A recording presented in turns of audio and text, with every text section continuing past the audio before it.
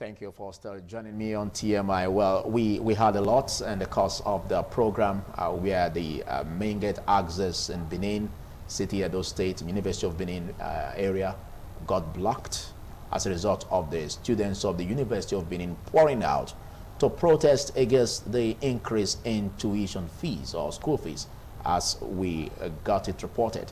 And that's exactly what necessitated the whole issue concerning not being able to get some of our analysts to discuss on the topic, which is on governance and insecurity, the leadership question.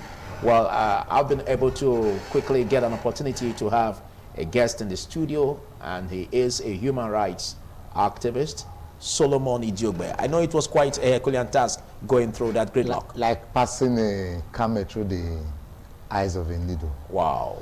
So what's the tale? What's the your experience? Well, Philip, good morning, and the viewers, a very good morning from here. It's not a very good experience, especially at this age. Everybody has got one or two things he has got to do, either on this other side of the divide or on the other side of the divide. But as it is now, the Uniben main gate is totally locked down, it's blocked by students. Okay, we're able to cite the presence of law enforcement agents. Of course, they're everywhere, even on the streets, you know, fully armed. But that's not going to change the situation. It's part of the questions about governance. There's total collapse in the nation.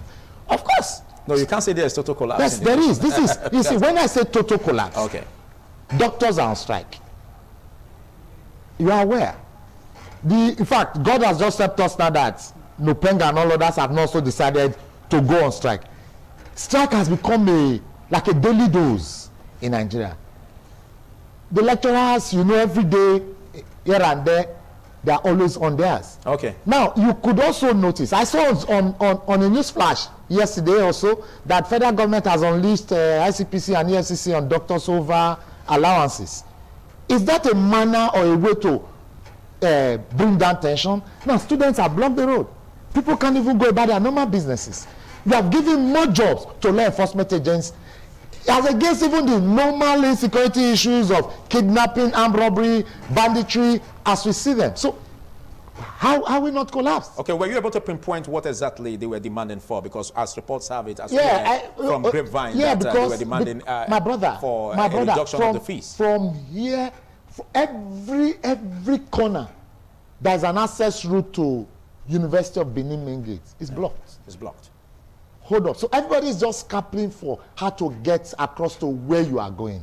If I tell you how long I spent on that run, many are trapped there. But the storyline is that students are saying the tuition fee is too much, that the fees. Okay, but is the protest peaceful? Yes, peaceful for now. But you know, you cannot always guarantee such demonstrations if it is not nip on the board. I expected that before the students came out, security agencies were already aware. Government already got to know. You could have been able to nip it. Now, they blocked, you know, peaceful Nigerians, those going about their normal businesses from going. Some are unable to go to work. Some are unable to go to, places to. Some are even dependent on that 200 naira they are going to get from across the divide of the blockade, you know, to be able to feed their family on this other side of the divide of the blockade. So socio-economic activities is on the hot at this totally time, blocked. So that's part of the issues. Nigeria government, you know, the topic is the governance and questions. Yes, you understand? Yes. That's the question. Okay. Have they been able to live up to expectations? Have they been able to bridge the gap? Have they been able to dot the I's and cross the T's? Government will come and they'll give you stories, and in the end, you know, I was reading a cartoon, and somebody was asking his son, why did you fail? He said because he has a future. He said, what do you want to become, having failed? He said, I want to become a politician. He said, why? I said, most of them don't even have certificates, so it doesn't need to have certificates. you know, because that's on the softer side. Yes, but on the softer side, but it was directly and indirectly sending messages. Yes. That you still have the floor. Yeah. What you see, what you see in the today's politics are the good men being managed and ruled by the bad ones. Even Thursday good men refuse to speak and act. Today, a lot of good men are just there, they're not speaking, they're not acting. Even attempts to act or speak, you'll be clamped down by the if you read Animal Farms, you know the dogs of the leadership of the farm, when eventually the initial all animals are equal change to some are more equal than others. That's the scenario. Okay, thank you. So Nigeria is today more or less like an animal farm. Okay. Look at only yesterday morning. Where Dixon Masoge's farm, it's not on Agbo Road. Because where Dixon Masoge's on the Uwonde houses. His farm obviously is on the Auchi Road. Perhaps trying to run away from the regular noise of bandits and kidnappers on the Auchi Highway, went to take the Agbo Road houses. And what still happened? He's been kidnapped. Yeah, yes. You know, and if you know where Dixon Masoge's age, as it were, you understand that the ordeal the man may pass through may be very difficult for him to, to move on. Yes, that's actually a sad story. Just look at Osamore Joseph. Look at Osamore Joseph today. Insecurity. A music legend. After his kidnap, his life has never remained the same again. I'm not sure you've met Osamore Joseph lately. Okay, I think it behoves the government to really act quickly. Like we have issues about the Zamfara state where the military base was being attacked. In Kaduna. And we have also even in Kaduna where the a village or villages Defense Academy was being attacked. And then we also have the issue of the Kogi prison break where we have about 240 inmates released. And you have kidnappers, you have killers, you have murderers, you have rapists, you have all manners of criminals. It's adding up to the number of insecurity burden upon the country. But again, we have this whole aspect of the U.S. government trying to assist, where reports have it that it's trying to assist the Nigerian government in helping to release the names of the sponsors of the terrorists of the Boko Haram sect. Wouldn't that be a way out in terms of this challenge of insecurity? Philip, my brother, this story has been on air since over 3 years. Once upon a time, over the Chibok girls issue, the American army came to want to assist the Nigerian government. Do you remember the story? That this is a federal state. It's an independent country that they cannot infringe. They should give intel. And when intel was released, story had it that the Boko Haram bandits who took the Chibok girls moved their base less than 24 hours after the intel of the surveillance was released. That is enough to say that there were moles in the house. My brother, I am sure when you are passing through any army checkpoints, it's one of the most difficult checkpoints you pass through on the highways. On the police checkpoint, you can make phone calls, you can feel relaxed. But on army checkpoints, you need to sit up. Because if you look too much into their eyes, it's a problem. If you don't look, it's a problem. You cannot attempt to have a phone call. You can't even afford to have your phone ring. It's either they're going to smash your phone or they're going to seize it. God help you, except you're a personnel and you're able to explain yourself. So these are part of the things. And that in the end, bandits will go into the Nigerian Defense Academy, kidnap army officers, and killed in the heart of the Nigeria Security House. That's the heart of it. Yet, some of our governors are handling it with kid gloves. Okay. Governors are saying, look, let me tell you what brought Afghanistan down. When they decided to allow bandits, terrorists that they had in their custody, to be freed and, in quote, reintegrated into the economy of the Afghanistan people. But we were allowed to join the army and their policing system. What finally happened? The Taliban, obviously, over time, were able to grant the economy of the Afghanistan people and took over Afghanistan. Now, just within a few hours of the American state announcing their withdrawal from Afghanistan, the Taliban took over. Now, let me tell you, what was one of the excuses? Of that little window. What was the excuse the American state gave? Okay. They said it was an independent fight. It was the Afghanistan fight, not an American fight. Okay, that they needed to see the commitment of the Afghanistan government before they could go on. That it was taking so much of the American government money to fund their army, stay in Afghanistan. And so it's the issue of insecurity in Nigeria. It's an endemic thing. It's a Nigerian thing. Before we call it up, let me quickly ask you this last question concerning the Asaba Declaration, what came out from it, and the whole essence of the Southern state government, the governors in particular, being ensured that they transmit an executive bill for consideration in their various state houses of assembly in order to ban open grazing. Now we have a challenge where Lagos is delaying that.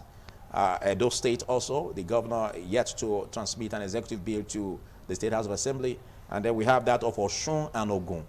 Do you think this is a setback for that drive? You know, some of them are even better. They have transmitted. They are waiting for it to be returned for assets. Unlike some of the states like Edo, that has not even transmitted.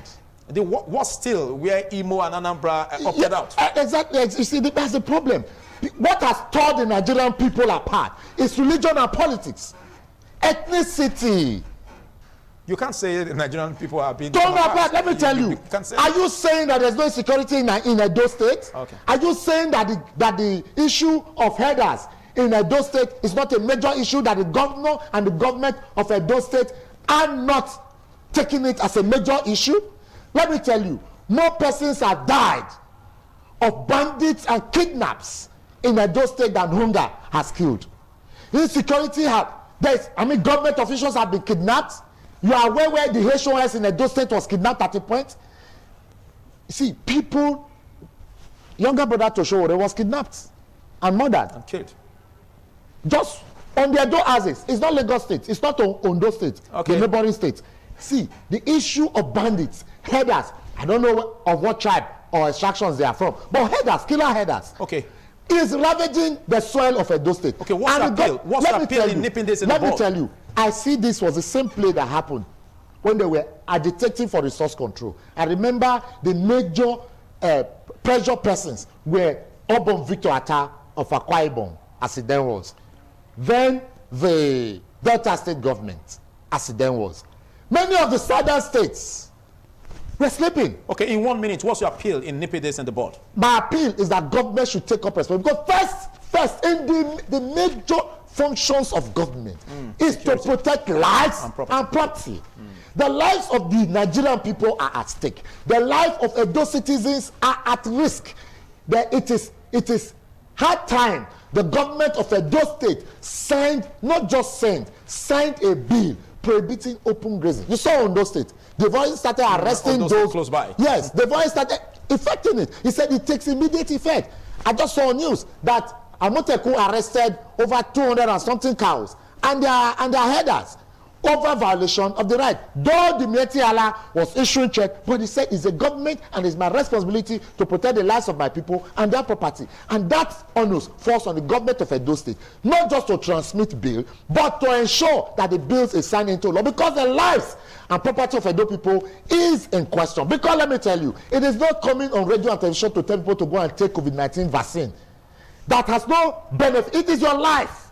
But the responsibility of government is to protect that life. Okay, and one of the major issues threatening the lives of Edo people is not COVID-19. Okay. It's banditry, it's kidnapping, it's armed robbery, it's arson, it's rape, murder. These are the issues bothering the Edo people. Today, people cannot move along Benin Lagos Road because the students have come at a mass and they are displaying their anger. And don't be surprised tomorrow. Thank you for your intervention. Big thanks for taking our time to be part of the show. Big thanks. Solomon Ijogbe is a human rights activist, and at this point, it behoves the government to ensure that it works seriously to look into issues of protest, like we have now, just now at the University of Benin main gate, where the gridlock is quite dominant in that area. I think law enforcement agents should ensure that lives and property are being kept intact in order not to have a chaotic moment in that area as we speak.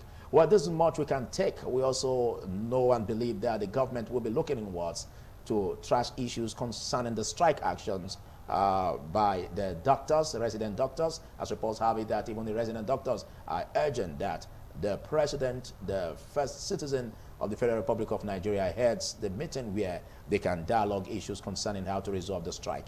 On behalf of the entire production team that made this edition a success, I'm Philip Omo Gyupo, and I'm saying stay away from trouble and have a beautiful day ahead of you. Goodbye.